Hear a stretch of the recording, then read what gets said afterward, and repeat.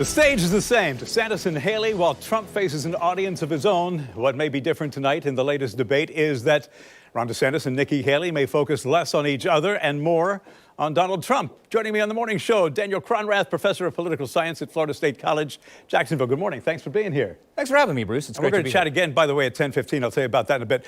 First of all, Chris Christie and Vivek Ramaswamy didn't qualify to take part, so that's also going to be different on the stage. Secondly, it's interesting for the note, for the longest time, DeSantis and Haley seemed afraid to go directly after Trump for fear of alienating the base. But if you listen to the rhetoric in Iowa these days, they're stepping up their attacks on the Republican frontrunner. Do you think that's going to continue tonight and they're not going to focus as much on each other and go after Trump a little bit more? Yeah, I think the first order of business tonight is going to be continued attacks against each other. I think now that you have Mr. Ramaswamy and former Governor Christie off the stage, I think you're really going to see two different kind of candidates with two different kind of strategies take place. Obviously, former Governor Haley, her coalition is the non-Trump wing of the Republican Party. Who is the alternative to Mr. Trump? Who is going to come back to kind of those traditional conservative values of Ronald Reagan and of other former leaders of the party? Who is going to be very, very neocon in terms of their foreign policy views, which there are many times that Governor DeSantis does not go down the road of the very, very conservative in terms of foreign policy, engaging with Iran, other places across the globe. And then you're going to have Governor DeSantis is going to continue to make this case that he has all of the best qualities that Republicans enjoy in Donald Trump. He has all of those core beliefs. However, he is a younger version of Donald Trump without all of the political baggage that former President Trump seems to be bringing to this process as we move forward in 2024. So Trump's the front runner. He has a commanding 30-point lead according to the latest polls.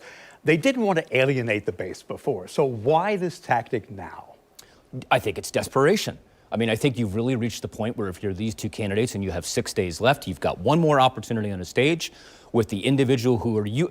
I mean, what we're really looking at, Bruce, is this. These are tonight on stage are going to be the two alternatives to Donald Trump. If anyone is going to emerge as an alternative to Donald Trump, it's going to be one of these two individuals. So obviously the stakes are very, very high. Not just the campaigns themselves, but the super PACs who are representing these campaigns have been spending all kinds of money in Iowa.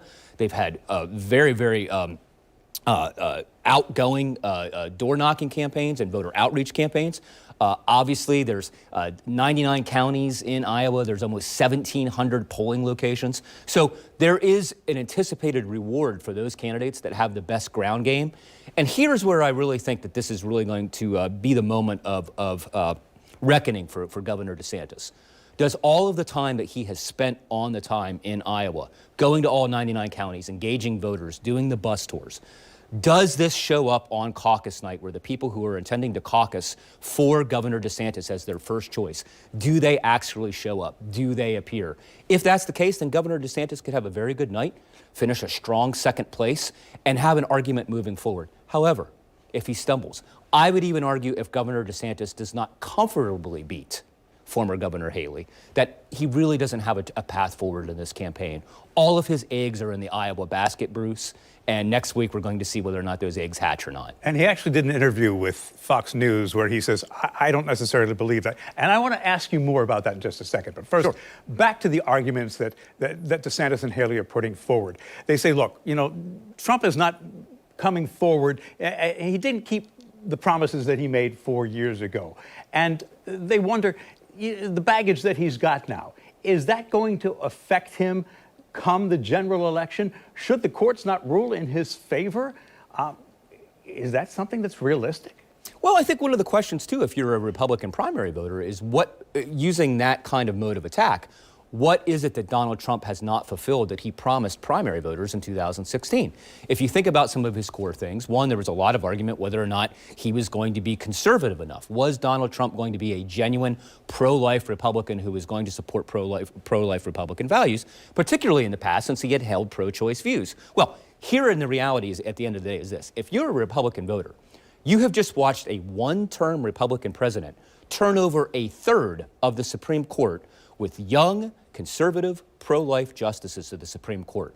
Regardless of what is in Mr. Trump's past, regardless of how you try to paint him fuzzy on these issues, the reality is if you're a rock-ripped conservative, you have got to be very, very pleased with the work that Mr. Trump was able to get done on the Supreme Court, which he promised Republican voters he would do in 2016, and which he did. Now, are there a lot of other issues he ran on? Build the wall, of course, repatriating jobs to the United States. We could argue these things to varying degrees of success. However, in reality, I just don't find that whole Donald Trump is not conservative enough, he's not Republican enough. I don't consider that to be a valid mode of attack at this point. Right, but Nikki Haley says, look, we've got a country in disarray. And it's going to be interesting to see what the Supreme Court does. People say, all right, Donald Trump may have shaped the Supreme Court. What are they going to do? Are they going to sidestep the issue? Are they going to deal with the whole issue of immunity? It's really going to be interesting what, tack they take. Yeah, and I think, this is obviously a subject for a future segment. What kind of credibility with the American public would the Supreme Court have moving forward? Will this become another example where we're talking about a 2000 election Bush v. Gore, where the Supreme Court is literally viewed as deciding the result of the election? Because these are really, really consequential decisions, whether or not Donald Trump is going to be able to appear on a ballot. And in some ways, when you talk about it, it's really an example of really an undemocratic process.